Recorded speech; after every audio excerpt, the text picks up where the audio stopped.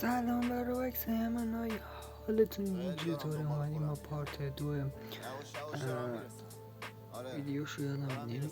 فکر میکنم مقایسه فکر میکنم بود دیل کیو با کوشکا. امیدوارم زیاد منتظر نبوده باشید. باز بنیامین رفته کمپ سگی 400شون دنبالش میگشتیم. اسکول بسته دیگه، بینی کمپ نکن نوب سگ. وقتی نمیتونی بازی کنی مثل آدم نمیتونه بازی کنم. منم یا اوکی من باختم خود بازی میکنم، مثلا رنگ میزنیم یا بتر اصلا میریم. ببخشید اینجا کلا زیاد کات داشت، فقط اون جایی که میمردم کات داشت و اون جایی که بینی میرفتش کمپ سگی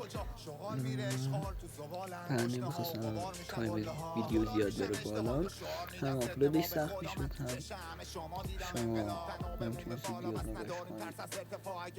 یکم بمونید تا من صحبتم یادم بیاد، الان هیچی یادم نمیاد.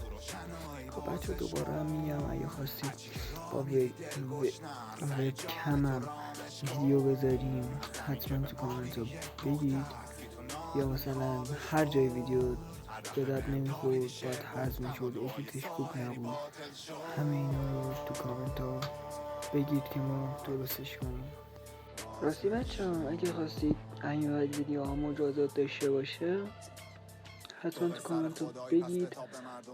من یه سری وسایل سفارش دادم، اگه زودتر بیاد کیفیت ویدیو میره بالاتر، مثلا میکروفون سفارش دادم. اگه دوست داشتید مثلا بازی های دیگه هم پلی بدیم بگید، مثلا ماینکرافت، روبلاکس، هر چیز دیگه خواستید حتما تو کامنت رو بگید.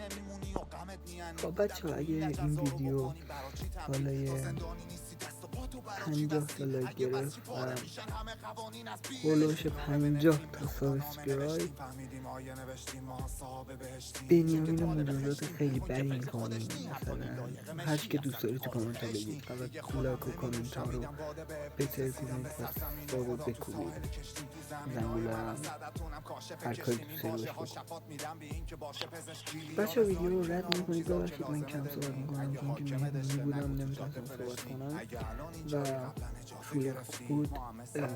ببینید اگه بخواید یه ویدیو ضبط کنید، اگه ویدیو حرف بزنید خیلی بهتره، ولی من نتونستم کار بکنم یا مجبور شدم توی ادیت صحبت کنم. خب بچه ما میخوایم، البته ما که نه، من میخوام یه چنل دوم بزنم. اگه دوست داشتید ایده شو بگید. امیدوارم از دیدن این ویدیو لذت برده باشید. لایک، کامنت، سابسکرایب و زنگوله فراموش نشه. و آخر دیدید که دیل کیو برنده شد. فعلا خدافظ.